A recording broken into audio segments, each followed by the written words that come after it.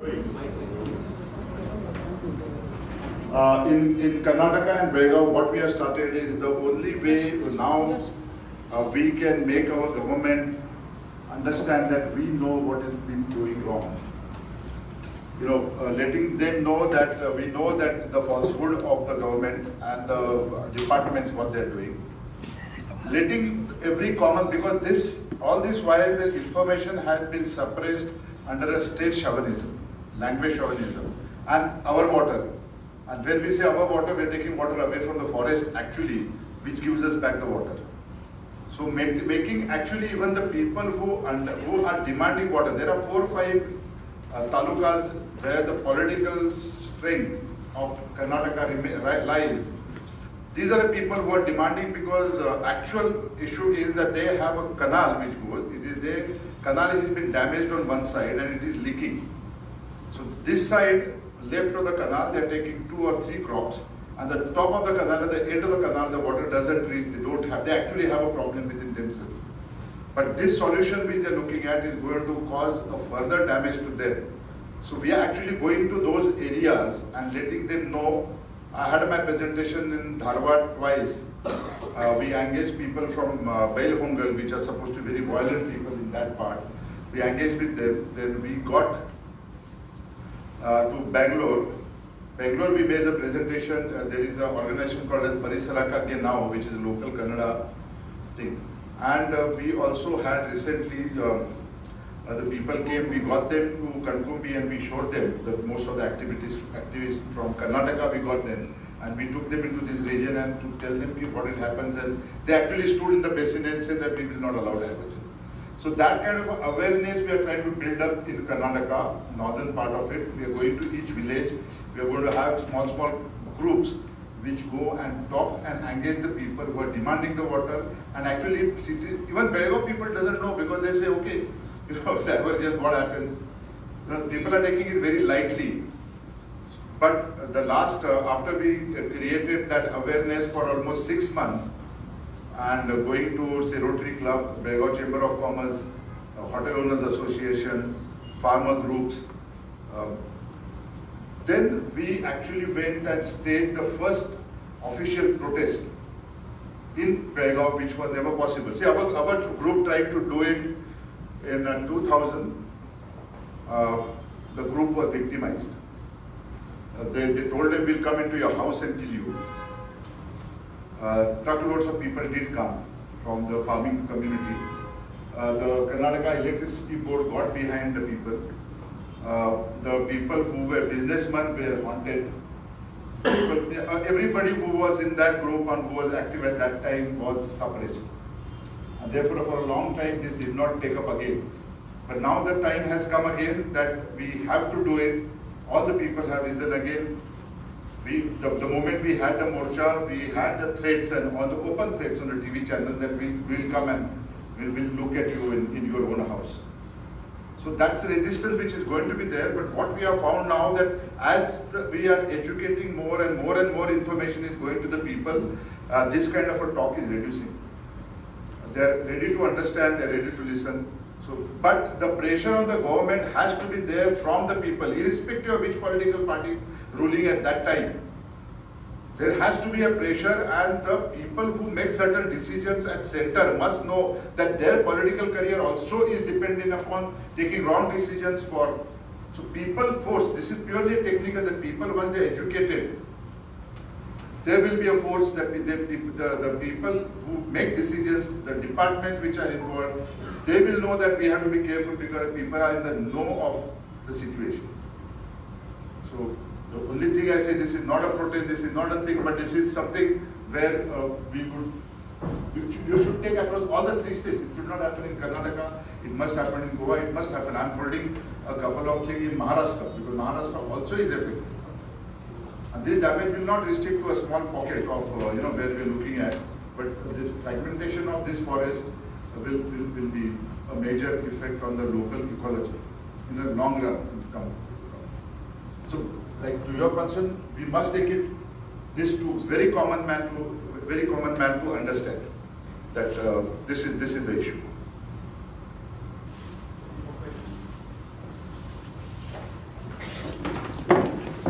Congratulations, sir, for your nice presentation, and also congratulations to the Progressive Front of Goa organizing meeting. My question is that the government of High Court, Bombay High Court, already declared tiger reserve. If our government sincerely declared that tiger is going to save the Mhadei or not, because already High Court has already declared the tiger reserve, because it is coming in that region, that Western Ghats and all. So I think that problem of this diversion of the will going to affect the Karnataka government. And secondly, what happens? You said that you should have a political will also, because nowadays what happens? They are misguiding the people. They are saying that as you said, they want for irrigation, and it is totally false distinct propaganda they are doing. That's why the people has to get agitated. All this Karnataka and Goa also to fight this. It is not individual you can fight. It is the people's issue. So for that, I feel that the people of even Goans are not that much aware of that. They are saying we are getting water, okay. But this thing issue, it is possible to make awareness, because common people they don't know. So it is. I think we should have to educate this awareness among these people, because if we see the Sattari. Question is, can it possible that all the Goans will fight for this thing with the people awareness? It's the more important. It is possible or not? It is possible. It is possible. People awareness is possible. That if we say about 200 people here multiplied by we contact more than 25 even our group, we have gone to almost 500 things. And with respect to what you said, yes, Tiger Reserve will strengthen the case of Goa. It will. But the corollary is at the same time what we are doing in Karnataka is we are trying to bypass all that and saying we want drinking water. So it's a complicated problem. It's a state government decisions. But what you asked, this is it. That it will strengthen the case, but at the same time we have to look at what is going wrong on Karnataka side. Any more questions? Ask a question in the chat. Sir, you spoke about Norwegian, no? That report. Is India the signatory to the Oslo Convention for the water? I may not have that much of. No, as per that. So I thought, I am looking at it, will it technically help in the courts? The reports that has come from the Norwegian companies. Yeah, you are talking about this particular Norwegian report. No, it will come of a help in such a way. That report says that 80% of the water which is collected in Navalgund, Navaltit area comes because of it rains in Khanapur. Khanapur is a region which is in Western Ghat where the 3 dams are going to come and going to damage the forest. My question is, sir, whether that study. No, Oslo Convention. No, this is not as per the convention. What you saw here, Norwegian Institute, is not with the Oslo Convention. It is the study which was carried out by ATRI under this thing of Norwegian Institute.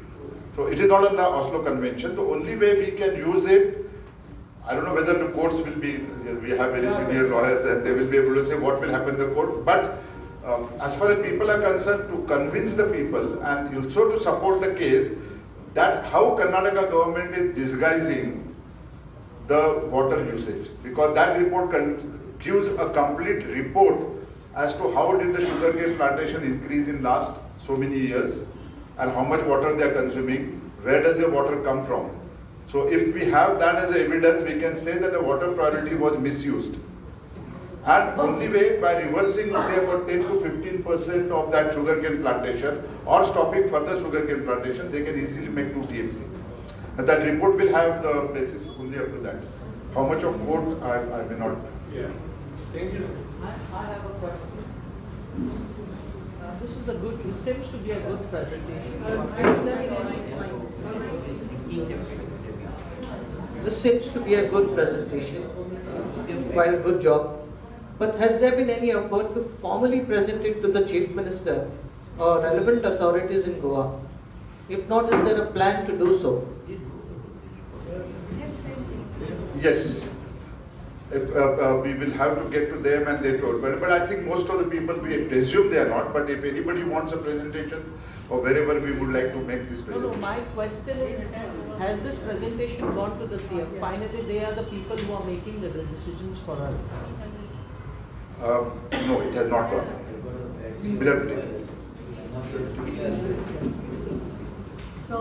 So my question is that now Progressive Front has organized this meeting today. They have called you a learned person here, Nitin, Dhond, and you have explained to us very nicely in detail. My question is that, before that I would like to say, 2019, as Prajal Bab said, even I was part of these people. So, on the streets there, where we were being taken to the police station. Later again, we performed puja with Prajal Bab. I still remember Mhadei river. Vidhi mein itna bada meeting kara.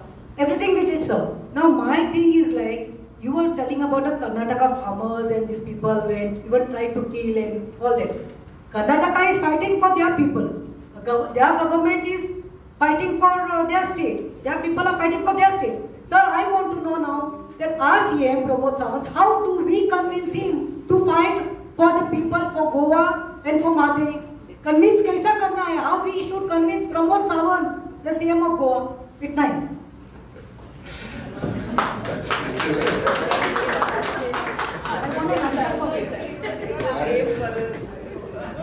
People pressure has to build up by understanding the clear and imminent danger. And when the people pressure ultimately would make a sense felt by anyone who is in decision making. Because just a presentation is one part, and that presentation being understood by millions of people who understand that what is happening correctly and they know the fact of it and how it will actually affect them, and then they will be very careful that people are watching us. Public at large is watching you. Like in Karnataka, we want to make it clear and to go and tell them that you are lying, and we are going to make people understand that you are lying.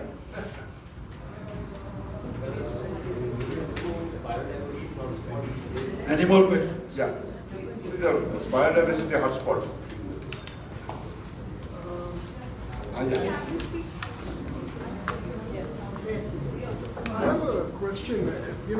Primarily what you're saying is that forget Karnataka, forget the borders and everything. You're saying that there is a effort to divert water to a particular region for their own benefit. Now that diversion, I'm not saying it's Karnataka side or Goa side or whatever.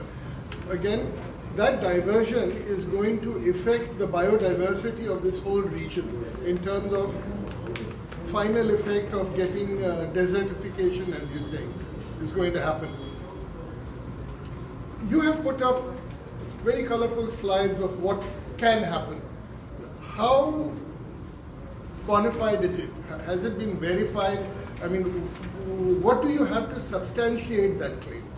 Now, I substantiate my claim by a lot of study. I just put forward 4 studies, which is Indian Institute of Science. Yeah.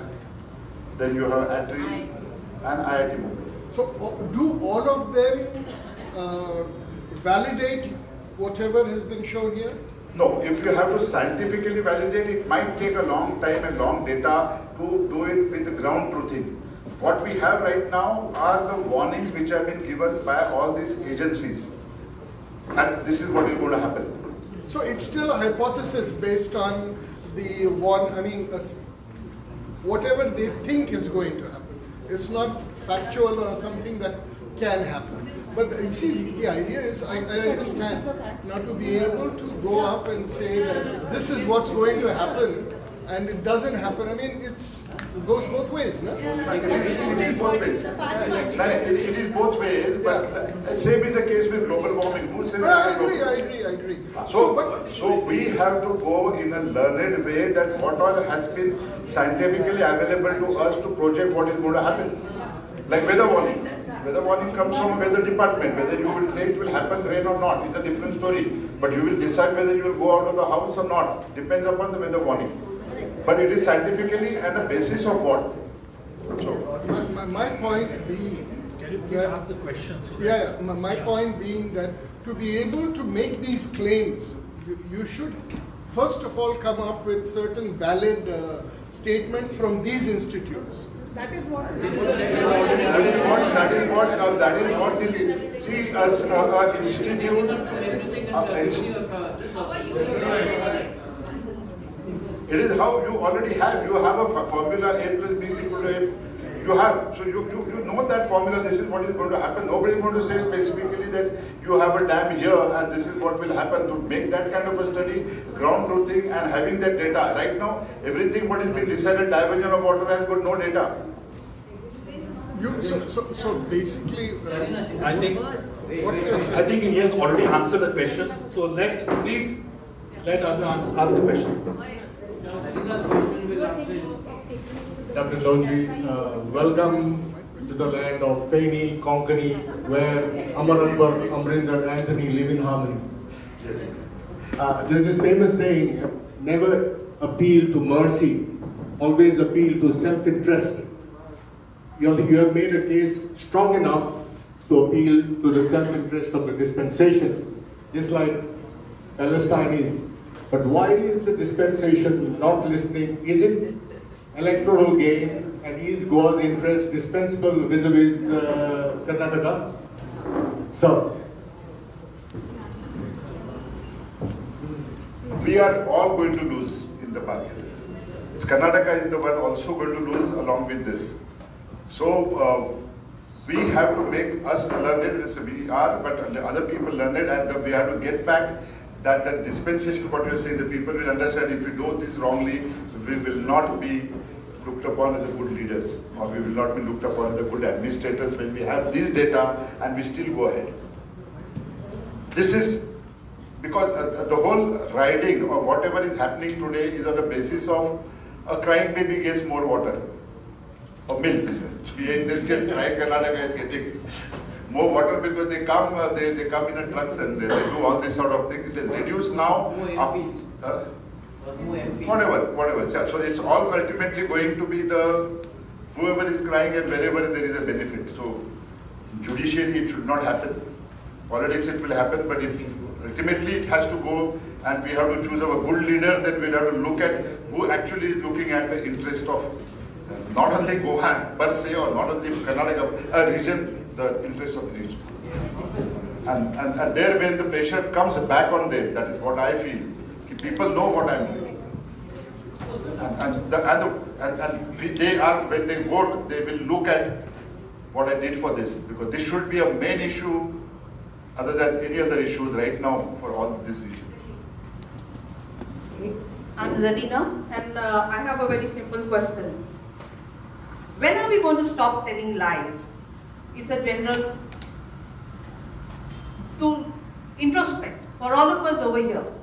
We are all somebody's relative, somebody's fans, somebody's supporters. When are we going to be real as human beings? When are we going to talk scientific sense? And we need to do one suggestion is to the audience and you also, we can think over it and act, because our Mahatma Gandhi started a civil disobedience. Why don't we stop paying all the taxes? What is the chief town planner doing for Goa? What is the planning system? Where are the planning commissions? Why should we pay money to the water resource, to the hydrogeologist, to the PWD, to the forest? What are they doing? They are not doing their jobs. So we need to have a debate with these learned fools running all these departments and taking fat salaries month after month. And we need to slam, shame and send all the legislators back home. They are not legislating because they are incompetent to comprehend what you and I are talking today. They are illiterate. They are only there for greed. And we have stupidly played onto their freebie card, gone onto that stupid bandwagon, and we are killing ourselves. We have hit on our own limbs.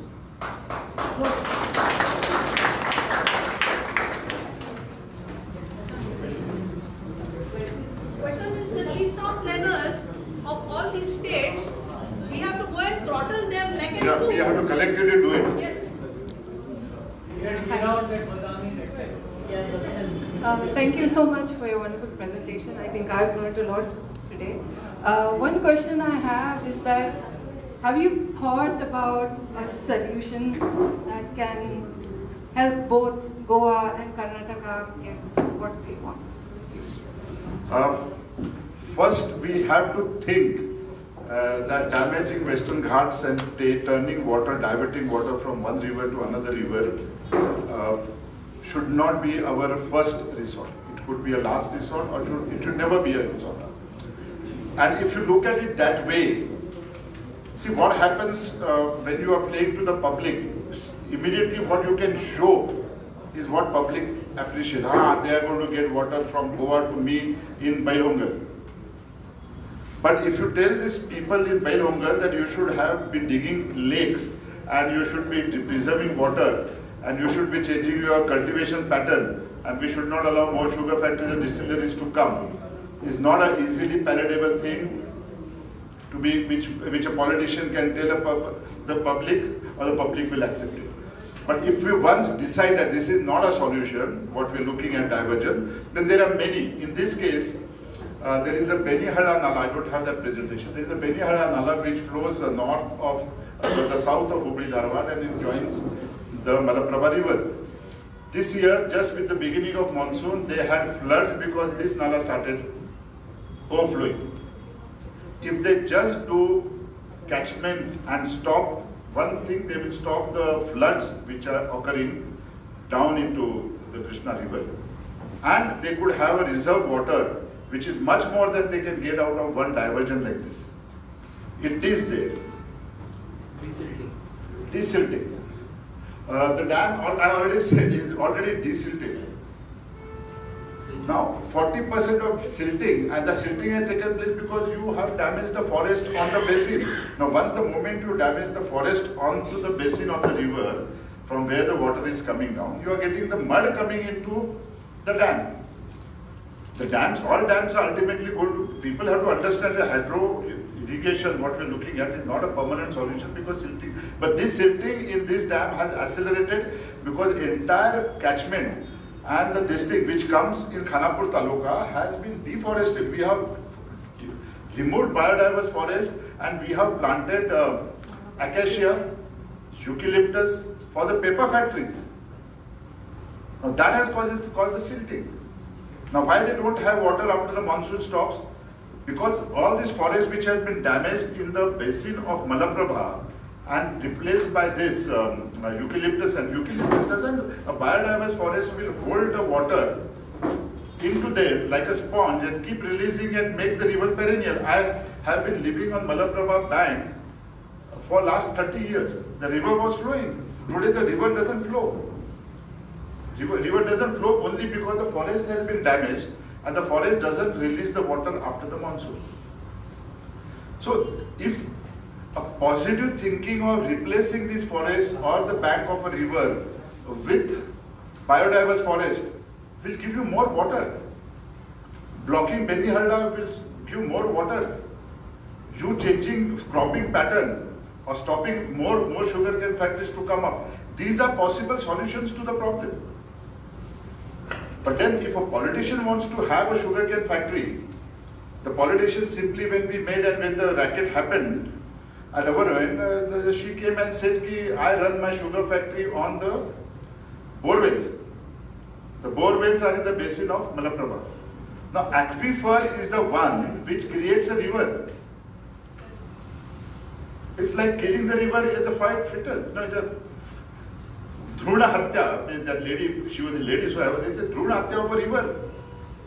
But she proudly says, because she doesn't have a knowledge that when she's taking water from aquifer, she's actually taking the water from the origin of the river. But she proudly says, this is the thing, like where I have a land, my farmland on the bank of the river, we have a temple which is called a Tirth Kunde. Tirth Kunde in a sense, you have a pond, water body from where you get Tirth, and the Shiva temple is there. This is what actually has happened to Malaprabha, so I want to tell this story. It is on a mountain like this, and then it slopes down, and then it goes to Malaprabha basin. That's where we have an agricultural land. 4-5 years back when I went, before that the water is to continuously flow through the temple, through that shivling, and would give water to the village. Excessive water would go to the river.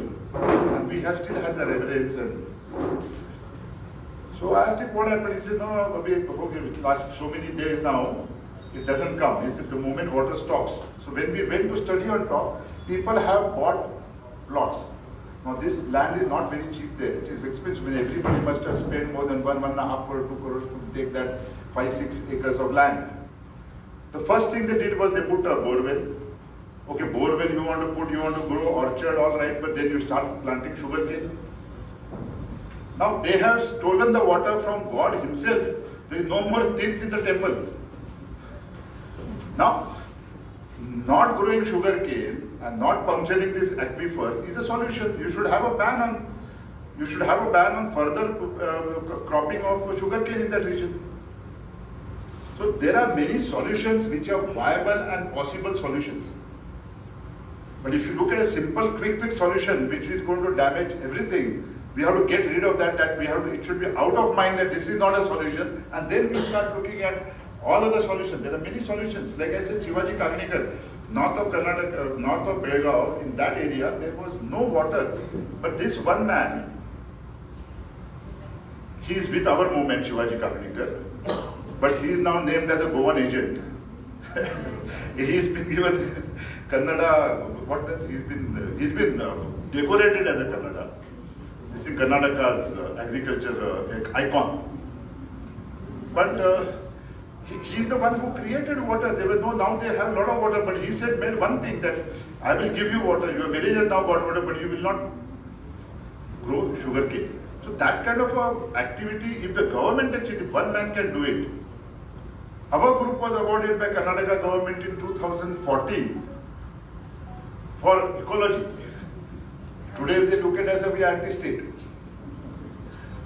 But the solution, the answer to your thing is, if we stop thinking which is not viable, irreversible, and look at viable solutions, there are many.